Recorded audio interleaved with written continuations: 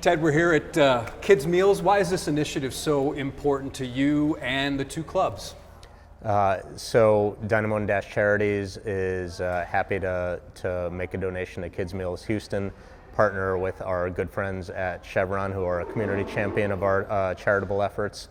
My perspective is there's no more fundamental need than addressing food insecurity, and it's especially hits home this time of year when school is starting.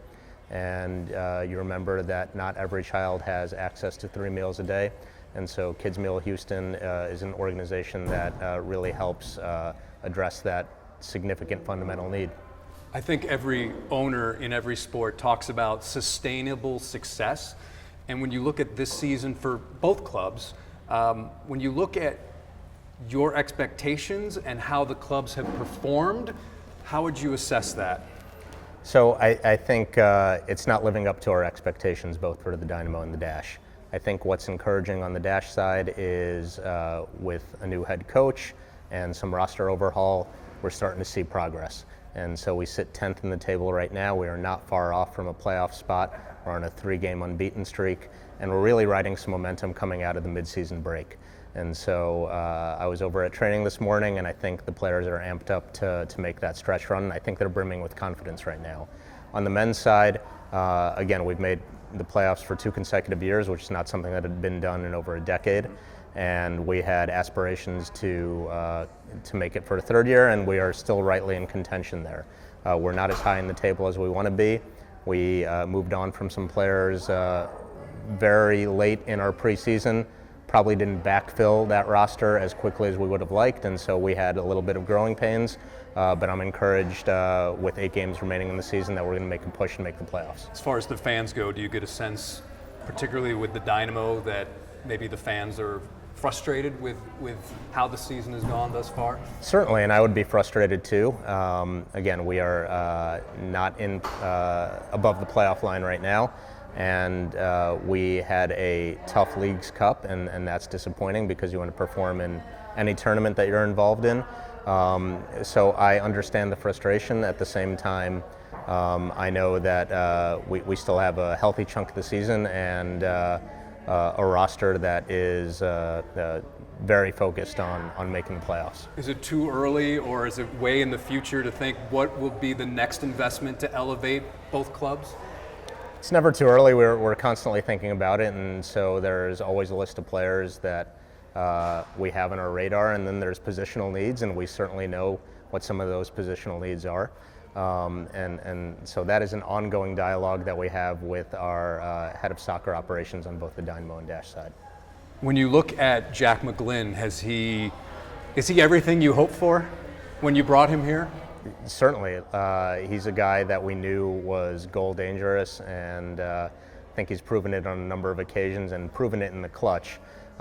Just a few that stand out was a couple of weeks ago when he scored both goals to get us a draw in Austin, earlier this year at home against LAFC to get us an important win.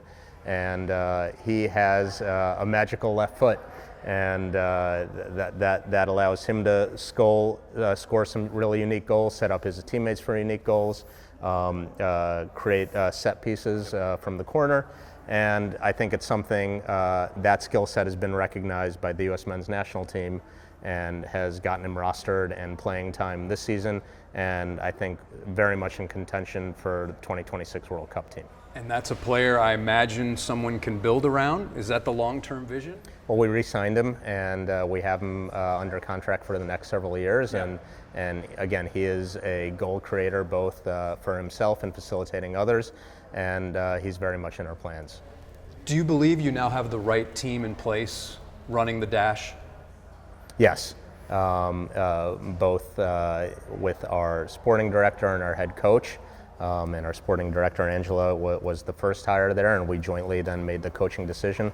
And the staff that she's building out, I think the results are starting to show.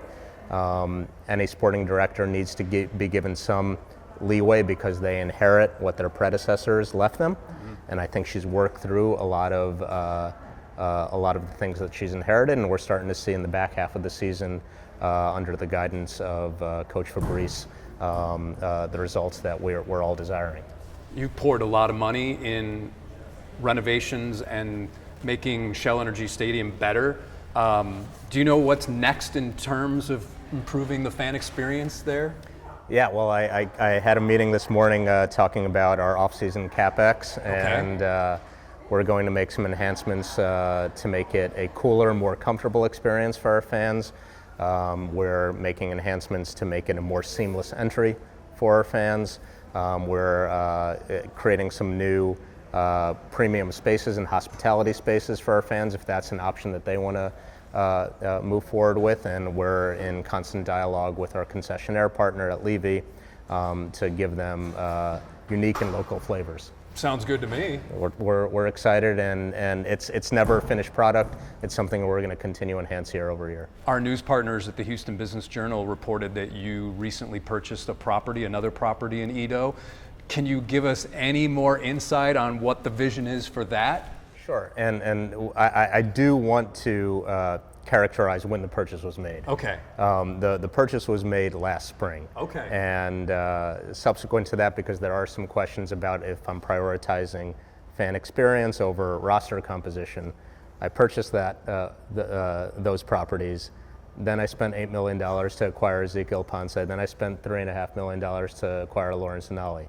So that did not in any way dissuade me from making those roster building decisions. And so I do want to set the record. No, that's good. I'm glad you clarified that. I do want to set the record straight there.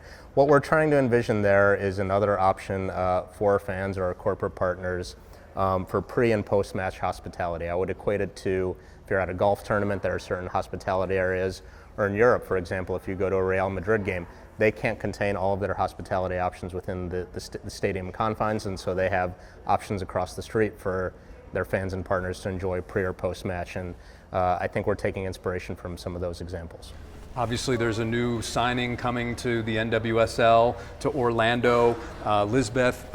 Where do you want Houston to be positioned when it comes to this growth story, really in both leagues, I imagine? We are constantly looking out for filling our positional leads with game-changing players. And so on the Dash side, we just brought in a player from Juventus and Lisa Boattin from the Italian national team, brought in another player from Crystal Palace. So I think we've expanded the aperture to identifying players from other top flight leagues who are difference makers and bringing them on board to the Dash. On the Dynamo side, we're encouraged by our peers and some of the high-profile signings that they're making, and if the right opportunity presents itself, we'll do that, but not to the detriment of a thoughtful roster build that makes us consistent contenders to compete for championships. And lastly, what has surprised you most about being a soccer owner? It's certainly not fan expectations, I would imagine. Certainly not that, because obviously you were listening. Look, we are always trying to make improvements. What hasn't surprised me, but is the most gratifying thing, I will say, is being in locations like we are today, making an impact on the community. And I knew this going in, I had a sense of it, that the impact that you can have and the position that you hold as a steward of a community asset like a professional sports franchise, and the attention that garners, and the ability to use that attention to do good works is something that you really can't find anywhere else, right? They're not throwing parades, as Mark Cuban said, if you had a good earnings report for a publicly traded company. And so the community holds your organization in high regard, and it is the responsibility of your organization to give back to that community. It's been a while since we've done this, but thank you so much for your time today. Thanks, Ted. Thanks, Appreciate it. Thank you.